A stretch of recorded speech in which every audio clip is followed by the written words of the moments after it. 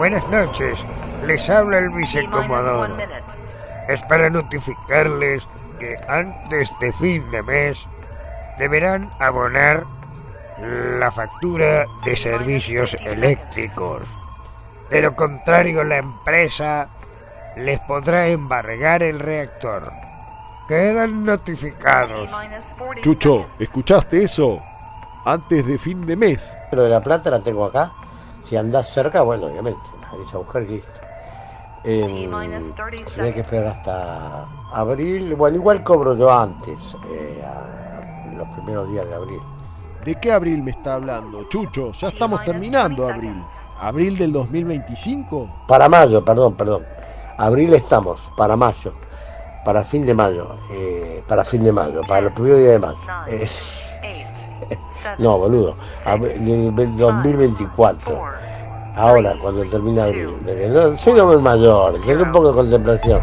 Usted deje de cargar a mi amigo, porque lo voy a dejar fuera de esto, ¿eh? Se va a quedar fuera. Vamos, no, José, deja de molestar.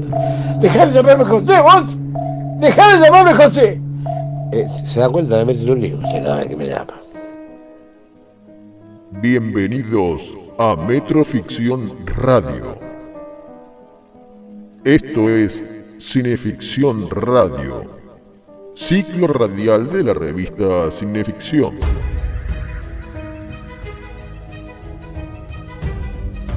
Los acompañaremos en la próxima hora en que el terror y lo fantástico se harán carnadura en el éter. Esto es Cineficción Radio. Textos: Darío Labia. Relatos: Chucho Fernández. Productor general: Juan Carlos Moyano. Productora artística: Selva Justus. Asesoría musical: Omni Bosikovic. Respalda Estudio Iacona.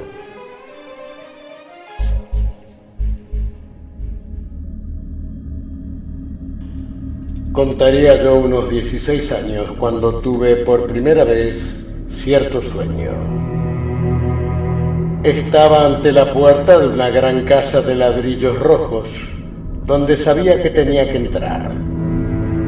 El sirviente que me abría la puerta me decía que el té estaba servido en el jardín y me conducía a través de un vestíbulo, revestido por paneles de madera oscura, con una gran chimenea hasta que llegábamos a un verde césped rodeado de flores. Había un pequeño grupo de personas en torno a la mesa del té. Todos me eran por completo extraños, a excepción de uno que era un ex compañero del colegio, Jack Stone. Él me presentaba a sus padres y a sus dos hermanos. Yo estaba sorprendido por encontrarme ahí, ya que apenas conocía al muchacho en cuestión, y lo poco que sabía de él no me agradaba. Hacía mucho calor y reinaba en el lugar una intolerable opresión. A un lado del jardín había una tapia de ladrillos rojos, con una verja de hierro en su centro y un nogal al otro lado. Nos sentamos a la sombra de la casa frente a una hilera de largas ventanas. La fachada de la casa que daba al jardín era muy larga, y a uno de sus extremos se levantaba una torre de 3 pisos, que parecía mucho más antigua que la casa. La señora Stone, sentada hasta ese momento en absoluto silencio, al igual que el resto, me dijo: Jack le mostrará su habitación. Le he asignado la habitación de la torre. Inexplicablemente, al escuchar sus palabras, se me fue el alma al piso. Sentí como si ya conociera la habitación de la torre y como si allí hubiera algo espantoso. Jack se paró de inmediato y yo supe que tenía que seguirlo. En silencio pasamos por el vestíbulo, subimos una gran escalera de roble con muchos recovecos, llegando al fin a un pequeño pasillo con 2 puertas. Me abrió una de las puertas y entré. Fue entonces que me di cuenta que había algo espantoso y rápidamente me envolvió el terror de una pesadilla, haciendo que despertaran espasmos de pánico. Este mismo sueño o variaciones del mismo experimenté con intermitencias durante 15 años. Muy a menudo sucedía exactamente de esta manera: el arribo, el té en el jardín, el silencio quebrado por una sentencia sepulcral, la subida con Jack hacia la habitación en la torre, y al final siempre llegaba a acercarme al terror, aunque nunca pude ver que era con exactitud. Y el silencio siempre era roto por la señora Stone, que decía: Jack le mostrará su habitación. Le he asignado la habitación de la torre. Odiaba y temía aquello.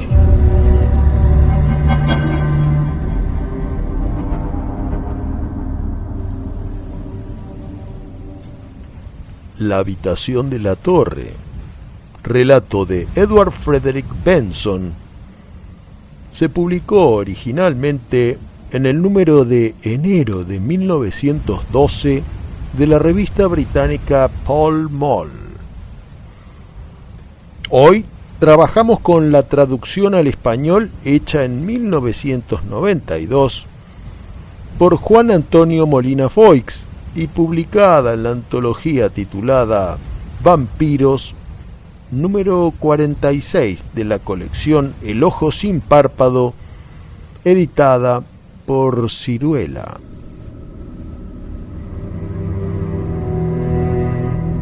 A medida que el sueño se hacía recurrente, a los personajes que poblaban este sueño también les pasaban cosas, como si fueran gente viva. La señora Stone, por ejemplo, que cuando la vi por primera vez tenía cabello oscuro, se había encanecido y su voz, al principio enérgica, se había debilitado. Jack también creció y se convirtió en un tipo enfermizo, con un bigote castaño, mientras una de sus hermanas dejó de aparecer. Supuse que por haber contraído matrimonio. Por un tiempo dejé de tener este sueño, durante unos 6 meses, y pensé que lo había superado, que se había ido para siempre. Pero una noche nuevamente regresé al jardín del té. La señora Stone ya no estaba presente, y todos los demás iban vestidos de negro. Al instante adiviné la razón y mi corazón dio un brinco al pensar que tal vez no me vería obligado a dormir en la habitación de la torre. De pronto, una voz rompió el silencio. Era la voz de la señora Stone, diciendo: Jack le mostrará su habitación. Le he asignado la habitación de la torre.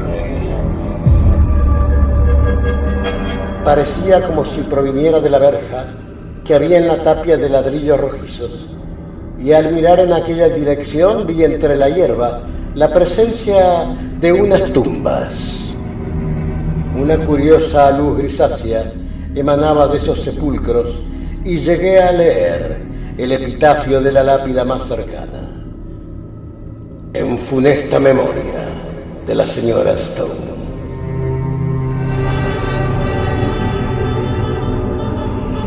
Como era usual, Jack se levantó y de nuevo lo tuve que seguir a través del vestíbulo y por la escalera, con muchos recovecos. En esta ocasión todo estaba mucho más oscuro, y al entrar en el cuarto solo pude ver los muebles que me eran familiares. También había un horrible olor a descomposición y me desperté gritando.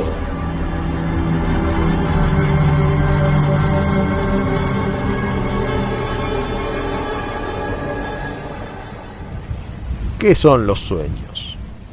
Es la medicina que contribuye a equilibrar el sistema nervioso y, como la literatura fantástica en la vigilia, son una ficción, una historia inventada y confeccionada con impresiones del día por parte de una especie de prolífico guionista onírico que mora en el interior de nuestro subconsciente. Hasta ahí todo bien. Pero, ¿qué es lo que nos remarca el sueño recurrente? ¿Qué se oculta en la habitación de la torre? Tal vez podamos averiguarlo, estos dos soñadores de irrealidades, Chucho Fernández y Darío Labia, si enfrentamos este sueño recurrente que dimos en llamar Cineficción Radio.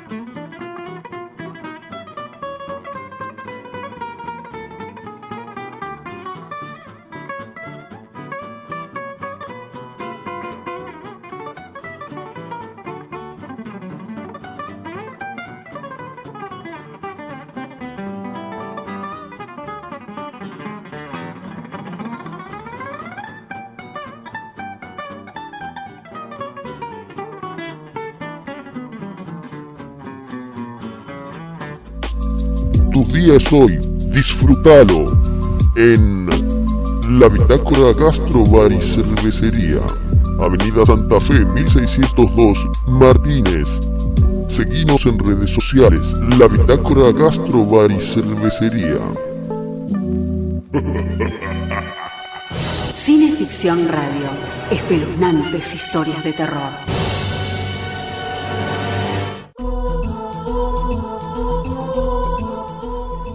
Esto es Cineficción Radio, segundo acto, por el éter de Metroficción Radio.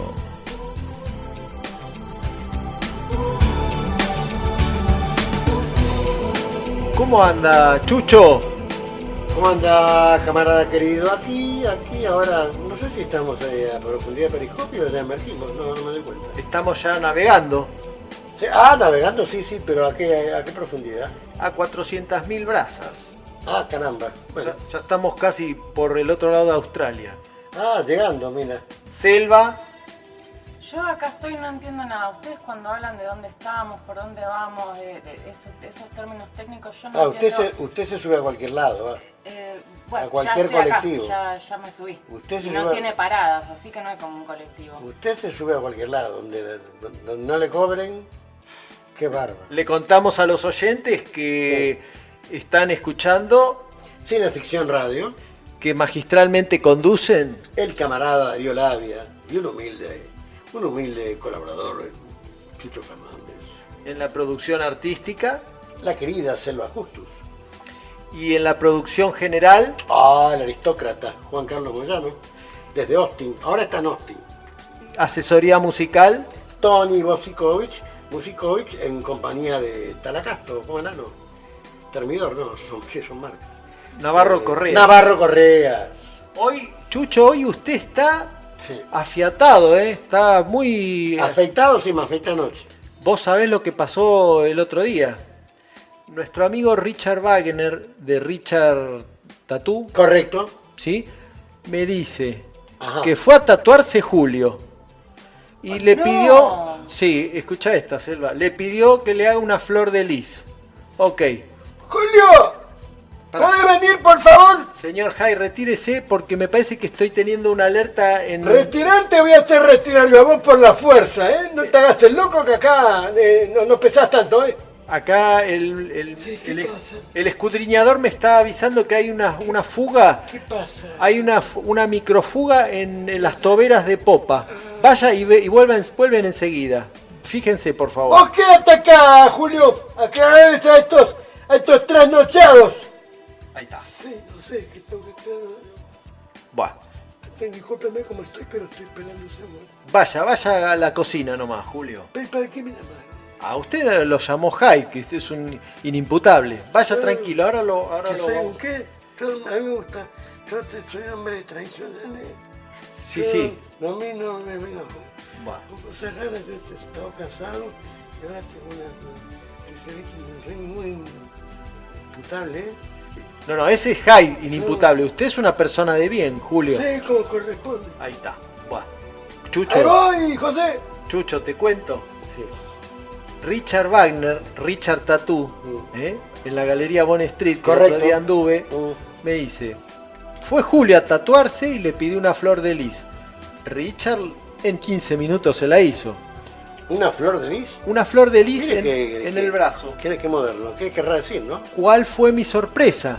Al ¿Cuál? otro día que vinimos a trabajar acá, y bueno, había que mover algunos matafuegos. Y ahí lo de Julio. No, ahí me di cuenta que el señor Jai, al arremangarse para mover los matafuegos, tenía un tatuaje en el brazo. Pero se fue a Una tratar... flor de lis.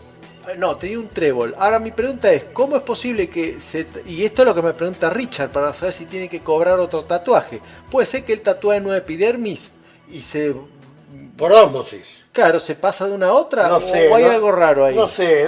¿Por qué se tatuó? Ustedes abonan esa idea de 2 en 1 que yo no... Y además, el tatuaje que tiene el señor Hyde es un trébol.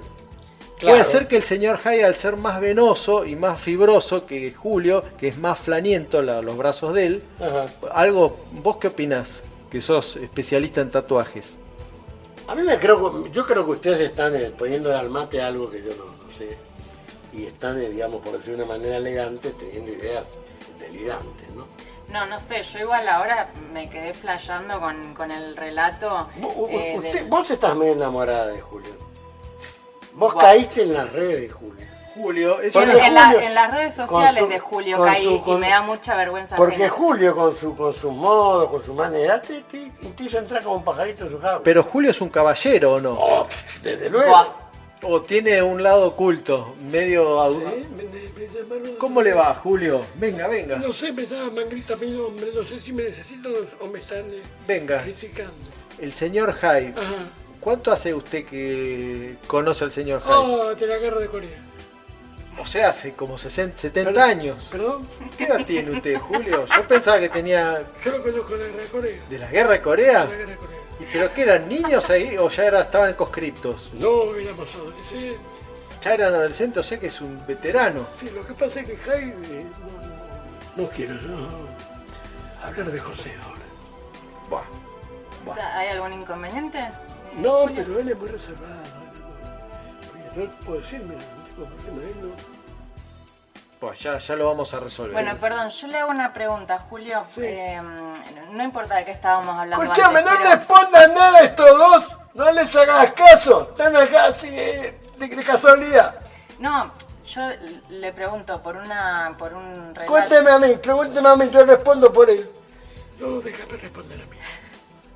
En este caso pueden responder los dos. Le vamos a mandar un saludo muy grande Sí, ¿a quién? a nuestro amigo Walter Pérez Blanco, que siempre llega para el segundo bloque, porque quiere escucharnos a nosotros. Walter Pérez Blanco. Sí, y también a Máximo Barra, que ambos son baluartes de las reuniones de sepulcrales. Máximo Barra me suena a gimnasta. Sí, Bueno, y falta el saludo para Wanda. y para Wanda, siempre omnipresente Wanda. Ah, sí, para Wanda. Linda piba, ¿no? Buena piba, ¿no? ¿O es así el tipo de las amistades de la vida? Esa es una buena pregunta. Porque las amistades de la vida son así, todas chicas de la noche. ¿Qué le pasa, Julio? No, nada, digo lo que Vamos a un interludio musical y ¿Aunque? después la seguimos. Ah, Vamos. ¿por qué no me lleva a esos lugares que va usted? Donde conocí a Wanda. Vamos. Yo lo que sé es que bailaba ahí en Wanda. Julio, por favor, basta. No bailaba ahí en Wanda. Julio, a la cocina. A la cocina. Después no me llamen, no me molesten.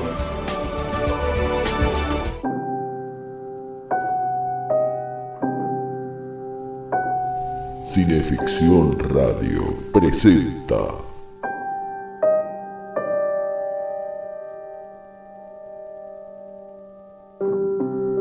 Memorias de Margarita, de Marco de Nevi. Capítulo 1.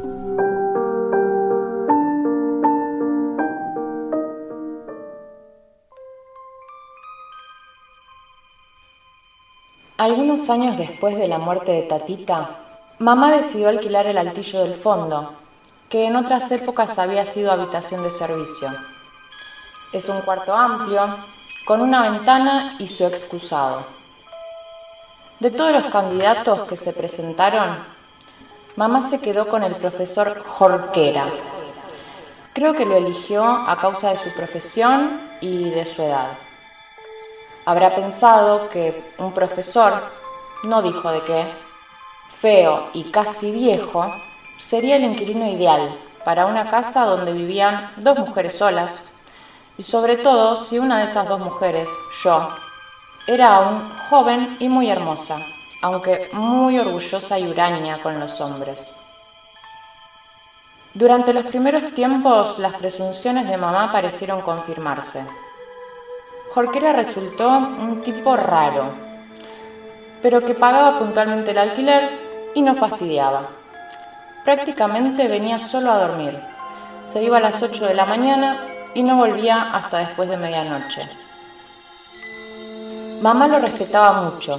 Lo llamaba, no sé por qué, doctor. Pienso que hasta le tenía un poco de miedo.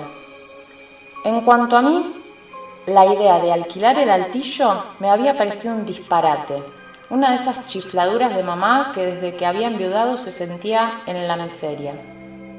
En cuanto a mí, aquel hombre, apenas lo conocí me cayó antipático. ¿Qué digo antipático? Directamente me repugnó. Admito que todos los hombres me repugnan, pero Jorquera fomentaba hasta la manía aquello. Jorquera era de tipo provinciano, muy morocho, casi negro, bajito y flaco, y le faltaba la mano izquierda. Descrito así, quizá no justifique mi repugnancia. Había que conocerlo. Hay muchos hombres de tez oscura y tan buenos mozos, pero Jorquera tenía una piel como un cuero poroso y en cada poro un barrito. La cara larga y huesuda y con arrugas en las mejillas, finas y profundas como un muestrario de cicatrices. Provocaba sencillamente náuseas. Agréguenle lo de la mano. Para colmo, usaba el reloj pulsera justo ahí, en el borde del muñón. Un detalle que me sublevaba como una ofensa personal, porque me parecía que así alardeaba de su defecto en vez de disimularlo. Esto en cuanto al exterior de Jorquera, porque de sus virtudes morales hablaré más tarde.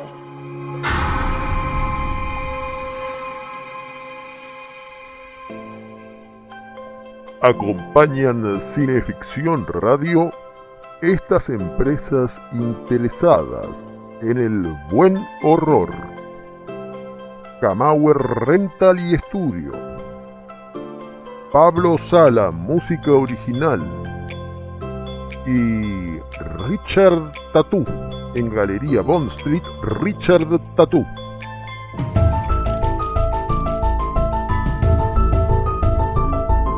Estamos escuchando Cineficción Radio, con la conducción de Chucho Fernández y Darío Labia.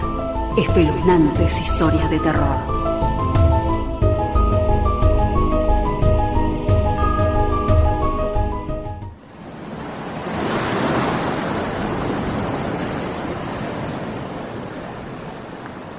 y muy lejos, a la deriva e impotente, en ese mar gris e iracundo, vi un minúsculo bote a merced del viento y las olas.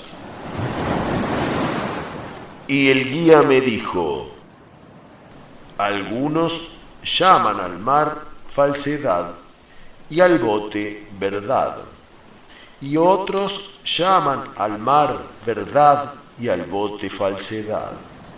En lo que a mí respecta, creo que unos tienen tanta razón como los otros.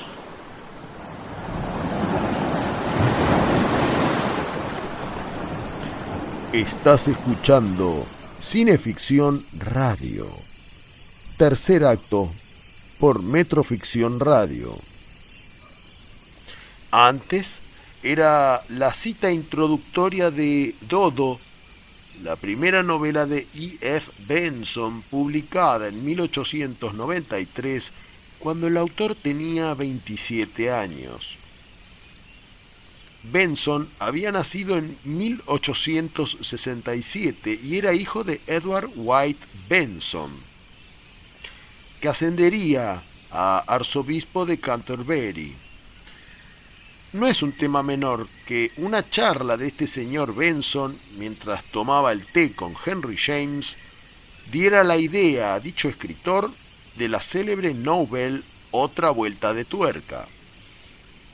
El señor White había fundado la Asociación de Investigación Espiritual de Cambridge, precedente de la Society for Psychical Research, es decir, el interés por los fantasmas ya venía de familia.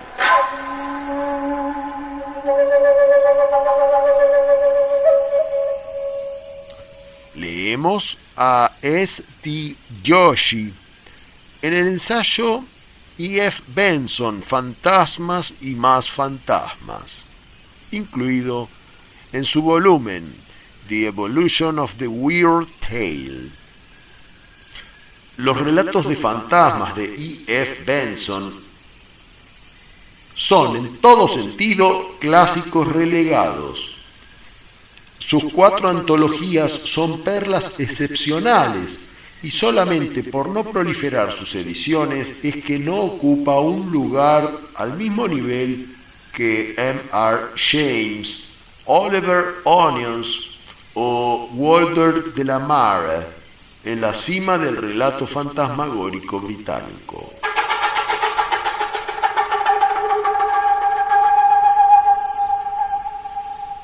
Benson, que se mantuvo soltero, falleció en 1940, 10 días después de entregar a su editor el manuscrito definitivo de su autobiografía, Final Edition.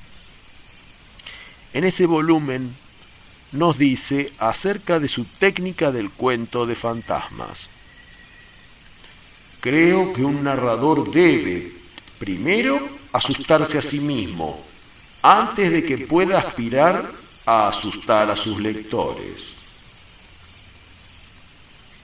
En uno de sus relatos de fantasmas, La sesión del señor Tilly, un espíritu desencarnado se aparece para denunciar a un médium fraudulento. En el momento que revela el fraude del espiritista, también confirma la realidad del mundo espiritual.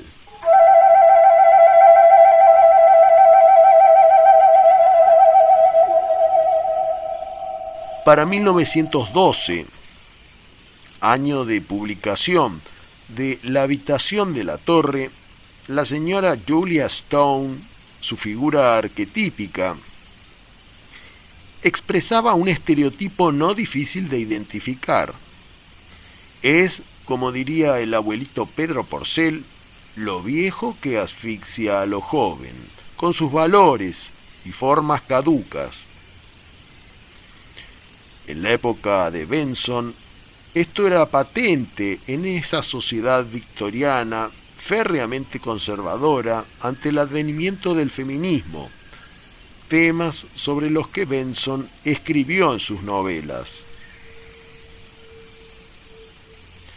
el arquetipo de la figura maternal puede rastrearse hacia atrás, por ejemplo, a la novela de Benito Pérez Galdós, Doña Perfecta, y seguir su itinerario hacia adelante, detectando su paulatina retirada del universo de la ficción en los años 50 y 60 del siglo pasado, cuando la juventud decidió que el mundo sería de ella.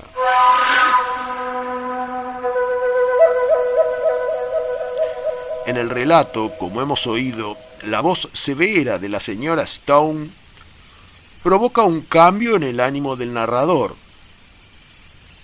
La subida a la habitación de la torre funciona como una especie de rito de preparación para algo insondable, misterioso, que aguarda e infesta la obscuridad de la habitación. Pasan los meses y el innominado narrador llega por fin a la habitación de la torre. Ahora está despierto, pero la torre ya no es causa de ningún terror, pues resulta ser la casa de campo de un amigo, con quien se pasa la tarde charlando en el parque, tomando té y riendo. La torre está ahí, la casa es como la del sueño, pero la impresión anímica es diferente.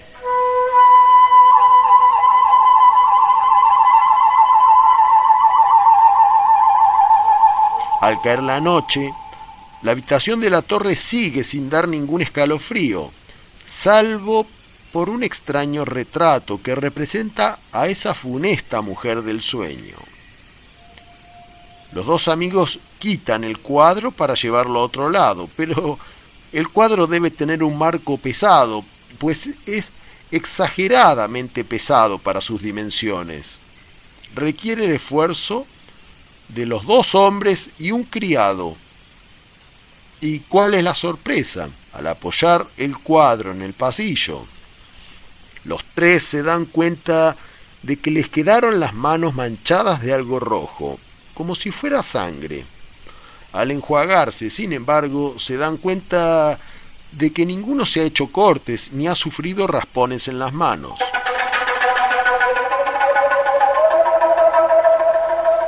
Este detalle queda como anecdótico en el relato, pues el protagonista no trata de desmontar el cuadro para ver de dónde provino esa sangre. El autor no lo explica. Entonces, tal vez se trate de una de esas contradicciones, como el pequeño bote de la verdad saltando entre las olas de la falsedad, o la sesión del señor Tilly. Dice Yoshi que usualmente la angustia de la discordia matrimonial es un tema al que el soltero Benson recurre con frecuencia. Y también señala que en un prólogo de una de sus colecciones de relatos se alude de manera injustificada a la misoginia del escritor. Nos dice hoy Wikipedia en idioma inglés que durante su vida Benson fue un homosexual intensamente discreto. Estos rasgos personales tal vez nos ayuden a discernir algo más en ese cuadro hinchado que menstrua sobre sus tres portadores varones. Y es que tal vez esa idea resultara espantosa para el autor mismo. Pero por otro lado, la sangre es vida, señor Renfield. La sangre no es signo de lo viejo y vetusto precisamente, sino de vida, de algo que quiere aferrarse a la vida. ¿Qué nos anticipa entonces este rojo vaticinio?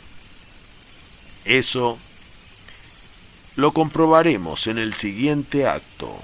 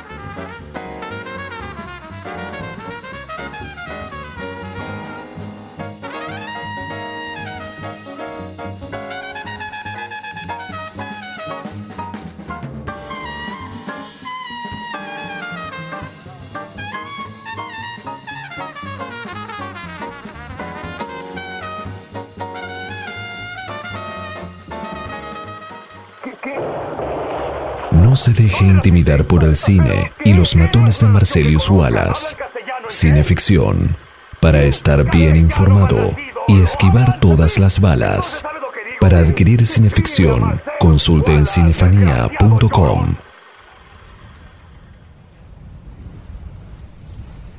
Estamos en Cineficción Radio. Último acto. Por el éter de Metroficción Radio. Ha llegado la hora de dormir. El sueño es el ámbito perfecto del relato de horror. Pero hoy no tendremos que enfrentar ningún fantasma, sino algo mucho menos etéreo y más amenazador. Es hora de acostarnos en La habitación de la torre, de Edward Frederick Benson, traducido por el maestro Juan Antonio Molina Foix para la antología Vampiros, número 46 de la colección El Ojo Sin Párpado, editada en 1992 por Ciruela. Los dejo con el camarada Chucho y la conclusión de La habitación de la torre, de E.F. Benson. Por alguna razón, con el retrato de Julia Stone afuera, en el pasillo, la habitación de la torre ya no me atemorizaba en absoluto. Lo último que vi antes de apagar la luz fue el rectángulo vacío, al lado de mi cama, donde había estado colgado el retrato. En ese recuadro, el empapelado conservaba su tono original, que era rojo oscuro. Sobre el resto de las paredes, este color se había desgastado. Luego apagué mi vela y casi instantáneamente me quedé dormido. Mi despertar fue igual de instantáneo y me incorporé sobre la cama con la impresión de que una luz brillante me había cruzado por la cara. Estaba todo oscuro, pero sabía perfectamente dónde estaba, en la habitación que tanto miedo me había dado en sueños. Pero ningún horror de sueños se aproximaba al que ahora invadía y paralizaba mi cerebro.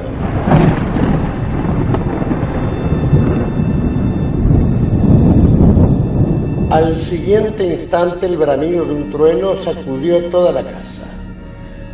Pero la probabilidad de que la luz que me despertó fuera meramente un relámpago no tranquilizó mi agitado corazón. Sabía que había alguien ahí conmigo. Instintivamente alargué mi mano derecha y mis dedos rozaron el borde de un marco, como de un cuadro, colgado cerca de mí. Salté de la cama volcando la mesita de luz y escuché caer al suelo mi reloj, la vela y las heridas.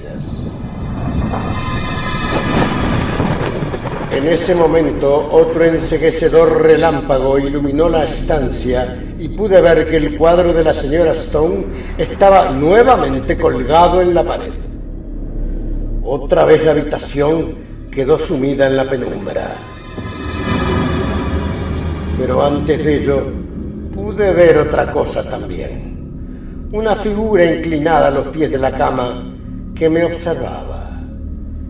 Estaba vestida con una especie de atuendo, blanquecino, manchado con barro y musgo, y su rostro era idéntico al del retrato.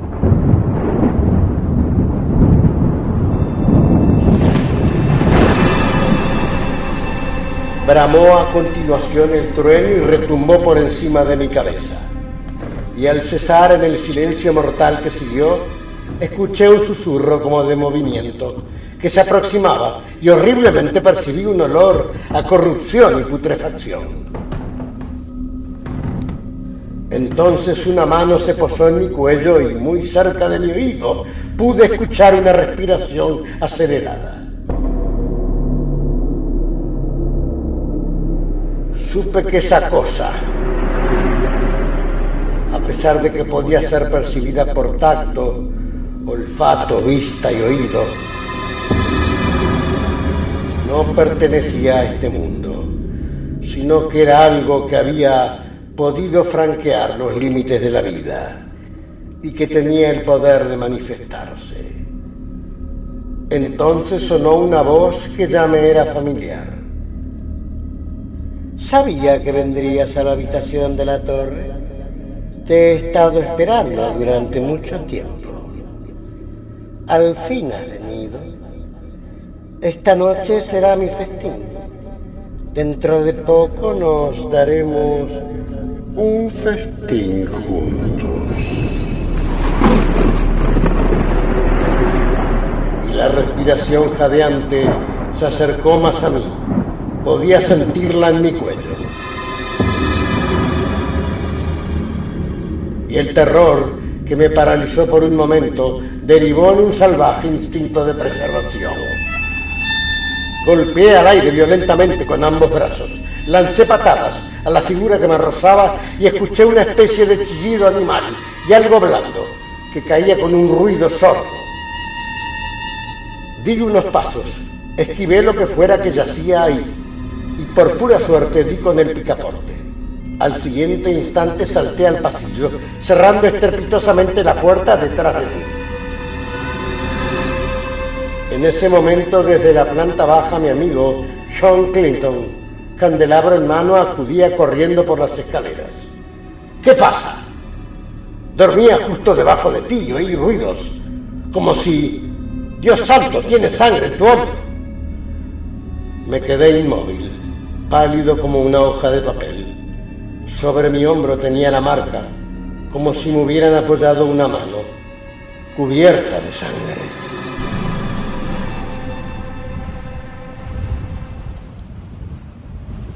Ya saben, si tienen un sueño recurrente, es signo de algún dilema que tendrán que hacer frente.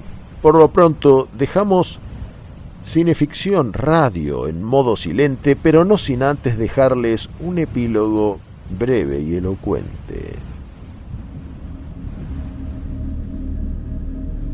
Ignoro cómo logré bajar las escaleras. Un estremecimiento y una náusea, más del espíritu que de la carne, se había apoderado de mí. El resto puede contarse brevemente, como muchos de los oyentes quizás ya lo hayan adivinado. Si recuerdan el inexplicable asunto de la iglesia de Westfoley, unos 8 años atrás, cuando por 3 veces se intentó enterrar el cadáver de cierta mujer que se había suicidado. En cada ocasión el ataúd aparecía fuera de su sitio, como emergiendo del suelo. Al tercer intento, con objeto de que la cosa no trascendiera, el cuerpo fue llevado a tierra no consagrada. ¿Y dónde había sido llevado? Justo al otro lado de la verja, del jardín de la casa, en que la mujer había vivido.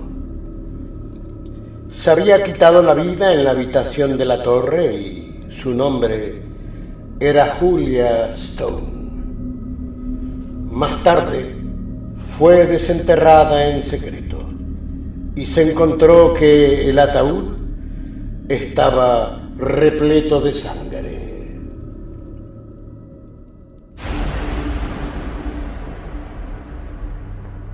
Esto ha sido Cineficción Radio.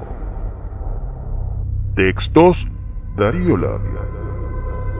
Relatos: Chucho Fernández. Producción general: Juan Carlos Moyano. Producción artística: Selva Justus.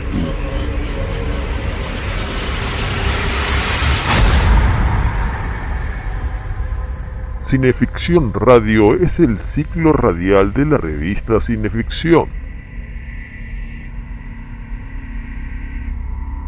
Cineficción Radio, domingos 20 horas por Metroficción Radio.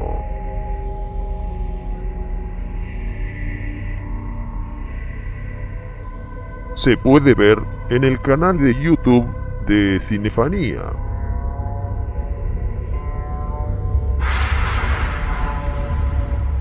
Y luego se puede escuchar en Spotify y las mejores plataformas. Cineficción Radio, el programa que refleja sus datos en IMDb.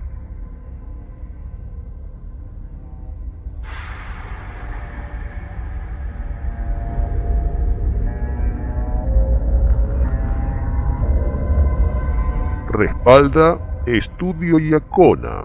Para proteger una idea, mejor registrarla con los mejores. Estudio Iacona.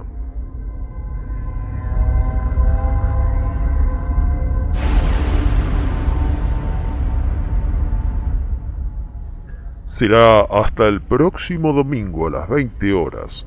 Buenas noches y adiós fantasmas.